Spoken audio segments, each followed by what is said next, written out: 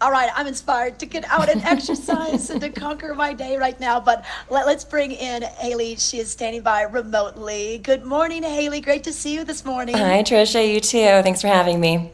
All right. Well, I want to give people the full list here. You have a PhD in sport and exercise psychology, Masters of Science, coaching behavior, peak performance consultant, certified fitness professional and coach, a published author, sports and nutrition certification, adjunct professor, international speaker. What don't you do? You cook as A little bit of well. this and a little bit of that, I guess. Never boring.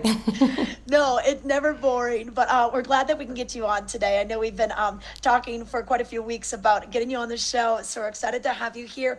And I thought it would be a good time because we are seeing such high level athletes right now. We're in week one of the Olympics, and of course, we just had NBA finals. We've got golf tournaments on the weekends, and just to see these athletes have to perform under pressure, and especially with the media, the way you can watch things around the world. You can watch golf tournaments from anywhere, basketball tournaments pretty much, any night of the week. So let's talk about this added pressure of having the spotlight on you.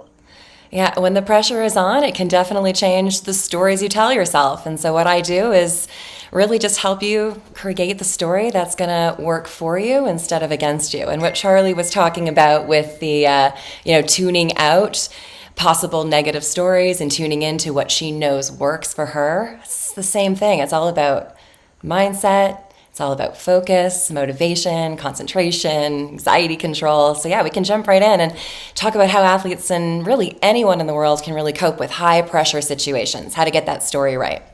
Yeah, because you also do a lot of speaking to corporate groups, motivational talks, and everything. Because it's not just for the athletes.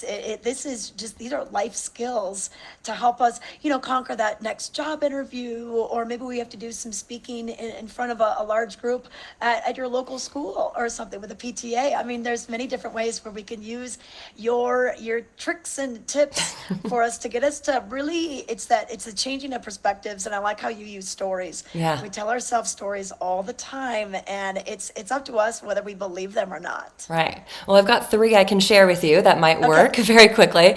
So, again, in high pressure situations, a lot of the times we can get intimidated. We can get intimidated by the audience, we can get intimidated by our opponents. And so, instead of going, oh no, what are they going to do to intimidate me or what are they going to do to beat me? We can go, oh yeah, thank you for showing up today. I want you to show up and do your best because that's going to motivate me to do my very best and beat you, for Yeah, example. yeah. So we use it. We call it co-opetition in performance psychology. Thank you for Oh, I showing like. up. Yeah, Cooperation. That's a good phrase for us. Okay. Yeah, so being like, hey, you know what? This is what I do, and if you didn't show up, I wouldn't be able to perform at my best. Right. So, I'm glad You're you're going to here. use that energy. The second story, a lot of times, when we feel a lot of pressure and we feel high expectations, sometimes we think others have high expectations for us or we put that on ourselves. And often the oh no story, the mental block is, oh no, what if they're wrong? Oh no, what if I make a mistake? And so if we can switch that to, oh yeah, if I feel this much pressure, if people have these expectations for me, it must be because I'm doing something right. Yeah. So Yep. Yep. what is it that I'm doing right? And I can build on that and use that. Okay. Okay. Yeah. What am I doing right? All right. Good. Second tip. What's the third one? The third one is I love that Charlie talked about it because she had her pre-performance routine. She was talking about her routine, her music.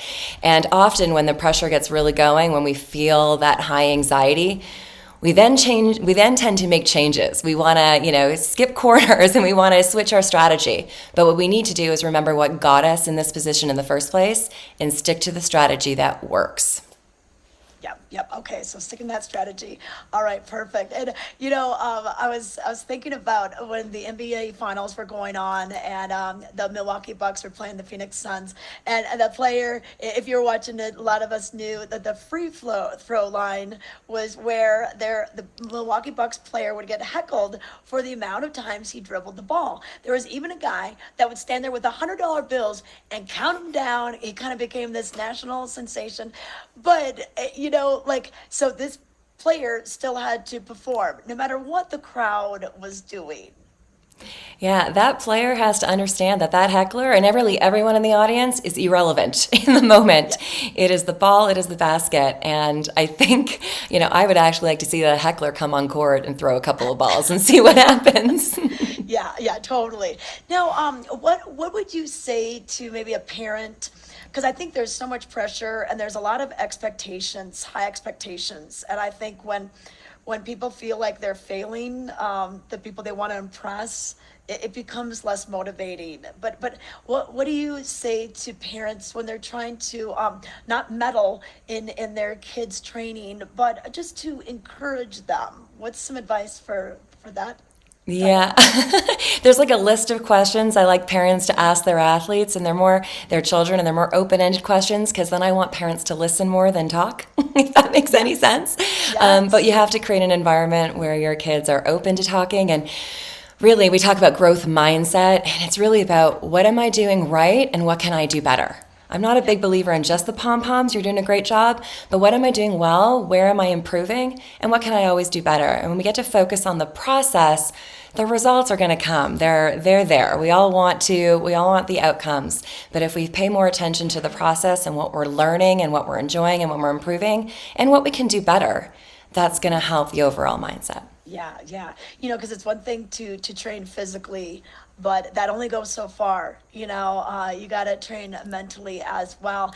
And I was looking at some of the testimonials on your website, which is drhaleyperlus.com, and it was really neat to hear straight from the people that you've helped how their lives have changed. One of them was a ski racer who was really almost ready to quit the sport. And his dad said, "Hey, why don't you work with Dr. HaleyPerlus?" And it was amazing to hear what he said and his turnaround. And like I said, I think these are just great life lessons as well. So how does it feel to when you can see someone break through like that? Oh, and I know that particular story because it's a Vail local Yeah. and a former junior world champion. And we really worked hard on that co-opetition we talked about. Went from intimidation to really using opponents and competition to help him let his body do what it knows how to do, which is to be a world champion. Yeah. And it lightens me up. I love when I get a text from a 13-year-old last week telling me that he mastered his backflip for the first time. I love when athletes that I've worked with now say that I want to do this as a career. I love keeping in touch with everyone that I have worked with or continue to work with. It Yeah. definitely touches my heart. Okay. And we can't all be world-class athletes. What kind of advice do you have for just kind of the weekend warriors? Or, we're working all day. We're still trying to get some exercise in. We lose our motivation, just we're tired. We're cranky. We don't think we have time. What little tip do you have for us? Something is better than nothing. Okay. Okay. Short-term goals, like I said, right in that video, right, left, right, left, right, left. Sometimes I don't want to get up and work out, but if I give myself just 5-minute goal, I'm just going to do this for 5 minutes, get outside and move. It's summer. Chances are that 5 minutes turns into 10. So we don't want to shoot for, it's not about being perfect. We want to strive for it. But if you just give yourself little increments and let yourself off the hook a little bit, but just get up and do something, that something will turn into something great. Okay, all right. Well, thank you so much, Dr. Haley-Perlus. You can find more information at her website, drhaleyperlus.com. And have you been watching the Olympics? I have. I'm staying focused on the athletes that are competing and moving through, and I love watching the ups and the downs it's amazing. It's a really great opportunity for us all to learn. Yeah, very inspiring. Yes, and we can all learn something from it. So, all right. Well, thank you for your time this morning.